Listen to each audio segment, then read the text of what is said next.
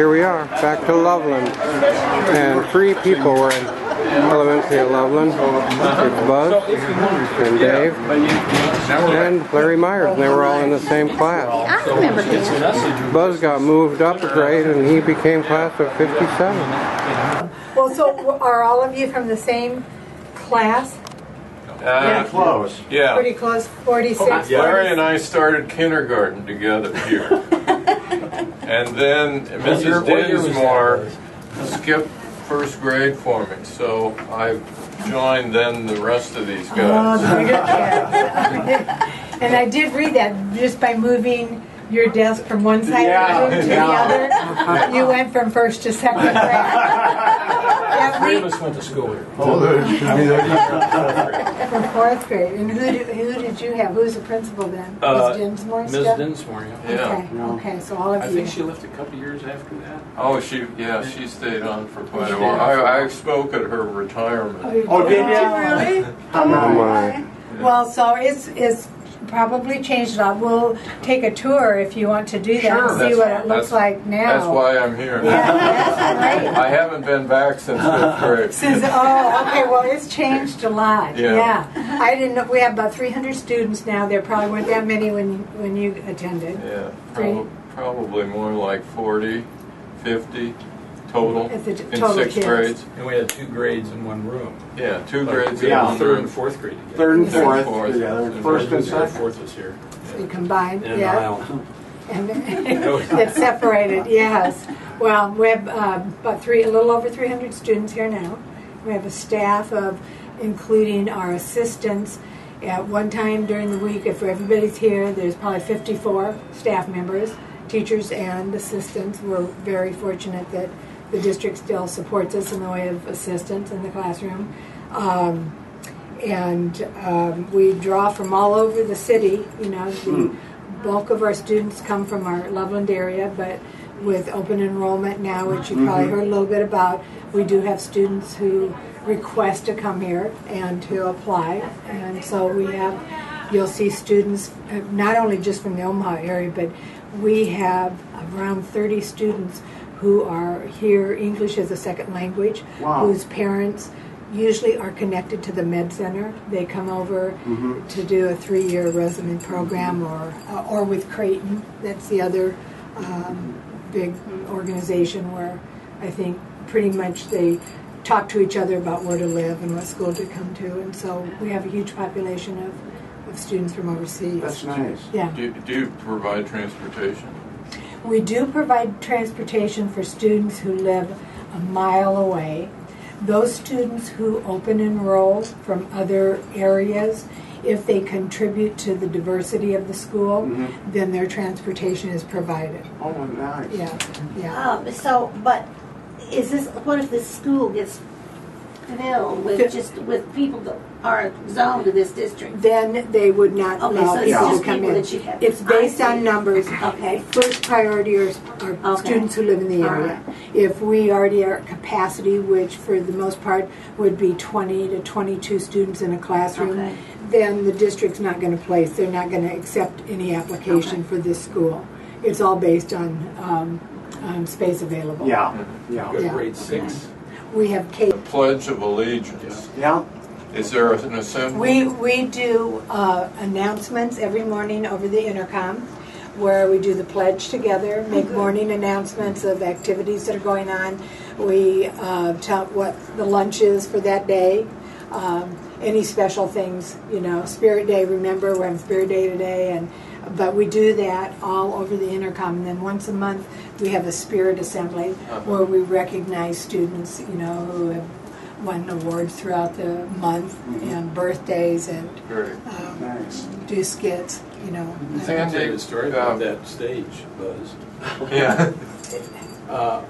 My parents knew someone who had a talking dog. I think it was a beautiful Irish setter, golden retriever. I can't remember which. But the owner would take him around different places in the country and have him talk. And so he was coming through here one time, and, well, can I take him to school? So this guy brought Pooch, and I distinctly remember being in that assembly area with that low stage. It was a stage, and he was up there.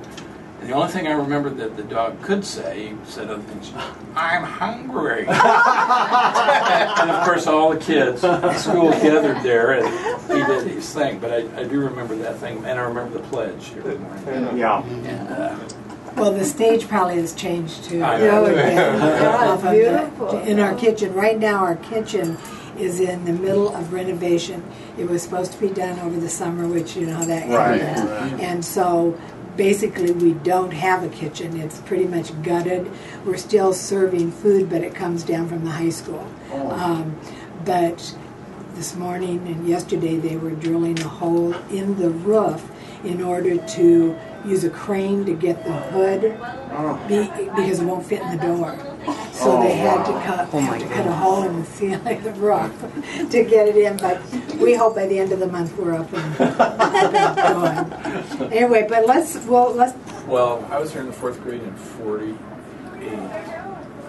49. It was 46. I started 46. here, and we started in 45. 45, yeah, you're So right. that add up 3 years later, first kindergarten to 4th grade. I guess like 45 to 48. Yeah, well, let's see, I Because we moved here skipped a before. grade. That's right. So you got to do the arithmetic. Remember arithmetic? You were probably in the early gifted program. So 1945 to 1948, I believe. So just offhand, Times in this span, I taught 5th and 6th grade here at Loveland.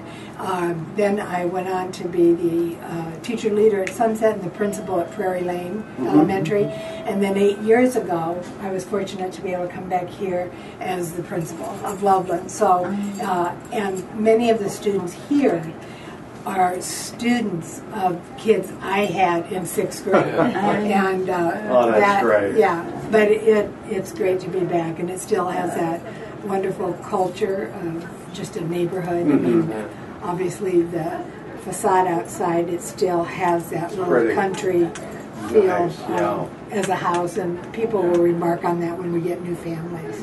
How many grade schools are there? There are 10 elementary schools, and our biggest schools, Hillside and Westbrook, that are north of Dodge, yeah. their numbers are around 400, 425.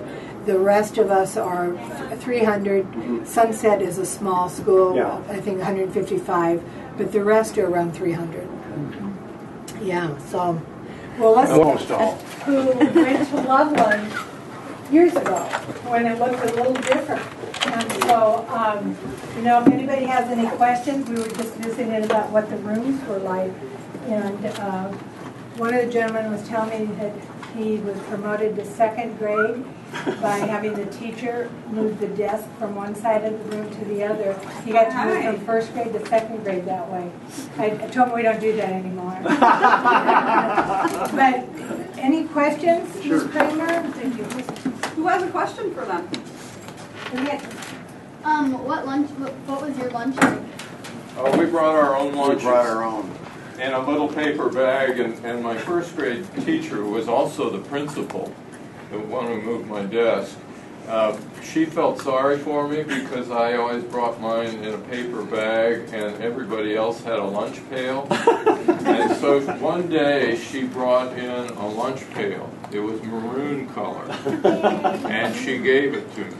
And from then on, I was able to bring my lunch in a lunch paper bag. that's cute. Who else has a question? Eric, How many buildings were in Loveland when you were here? how many school Well, how classrooms? many? Yeah. When we were here, Larry Myers and I started kindergarten together 67 years ago.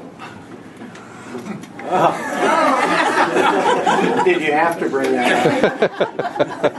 The kindergarten was in the basement before where this addition is, and it was just one little small room. 1st grade was upstairs, 1st and 2nd grade in one room.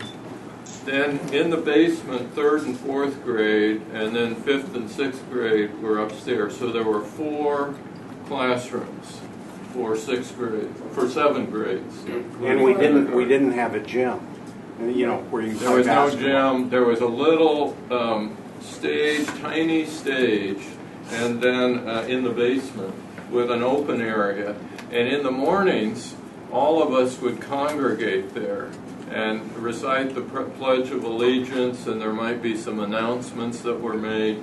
But all of the 6th grades could be in this one little area, maybe a total of 50 of us for all 7 grades, kindergarten through 6th.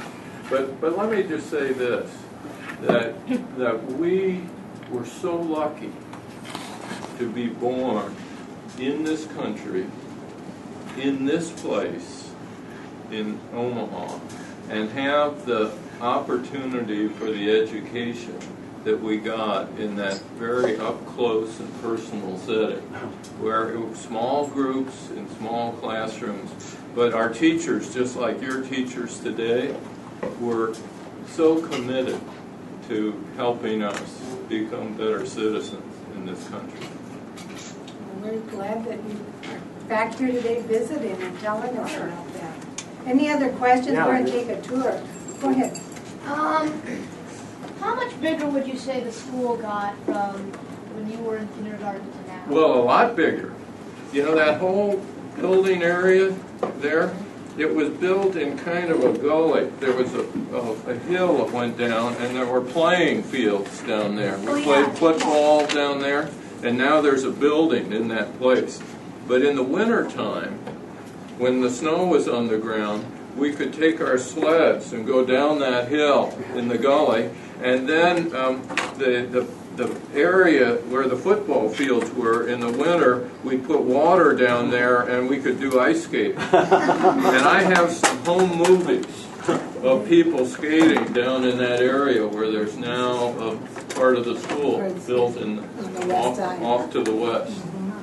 So it's a lot bigger. But the important thing is that even though it's bigger and there are many more students, the kind of education and the kind of care that you're getting here is just as good or better than it was when we were here 67 years ago. Good to hear. Nikki, Sorry, I have a question for the women, like ladies. I know how we dress today is different from the early 50s. Did you wear like those poodle dresses, like? We didn't wear pants or slacks. We wore skirts, blouses or sweaters. Those were like we weren't allowed to. Those were like high fashion. Those were high fashion. That was not the only fashion, right? Yeah. That's a nice question. Yeah. And I remember dunking my crinoline skirt up and down in the starch. And hanging up so my skirt. Yeah, the bigger the better. Yeah. One last question. Lauren? When you were our ages, what did you want to be? Oh. Good question. I didn't know. I'll start. I wanted to be a farmer. And is that what you ended up? For 10 years I was. Buzz, what did you I wanted to be a scientist. Is that what he I loved science, and I loved mathematics. And when I was in Loveland School here, we had a basement in our house. We lived on 79th Street, and that's where I had my workbench and concocted electronic stuff. And then I'd bring it to school and show my teachers what I'd made, like a little radio or something like that. That's right. So, did you go into that field? Sort of. Buzz is a professor at Princeton University and taught at Harvard and Stanford. In the science area? I got my PhD in applied mathematics, but I've taught a whole bunch of different things. And most of it's around technology and then applying technology, starting companies to apply technology. In our technology, we have computer cards in every area of the school, iPads, and we have a smart board in the media center. I'll take you through the media center on the way out. But Well, thank you, boys and girls. Thank you. Yeah. Whoa. Thanks for your hospitality. And good luck to all of you. We are using our laptops for the first time as a large group. We've done them in a small group. This is our first large group lesson with our laptops. And we do this once a week, whole group. And we have our laptops that we do in centers or during like literacy stations. And we also are really lucky to have 6 iPads in kindergarten to use with the kids too. So we do technology as well as all the other good stuff we always have done. Now, what are they using the laptops for? We're going to be doing a program called Tux Paint, where they can match things, they can sort, they can create stories. There's a lot of things they can do in this program. This will be our first time doing Tux Paint. I've done that before. You have? This sounds like great fun. It is. Yeah. It is good fun. They love the computer. Yes, they do. Larry Myers and I, we started kindergarten together 67 years ago. That was yeah. Well, we're glad you could come. Does it look the same or different? Yeah, we didn't have laptops. No, I know you didn't. I didn't when I was in school either. So. Let's we'll walk on through the other kindergarten. We have visitors in our building today, boys and girls. That's right. I'm Miss Irish. Yeah. My name is John. Your name is John? Oh my gosh, it's nice to meet you. My name is Joan. Hi. Hi. Hi. Hey, we're just taking a walk. I don't think the school went this far to the south. Oh, to the south. Yeah, it was only 2 rooms. Okay. 2 rooms So maybe, wide. okay. Yeah.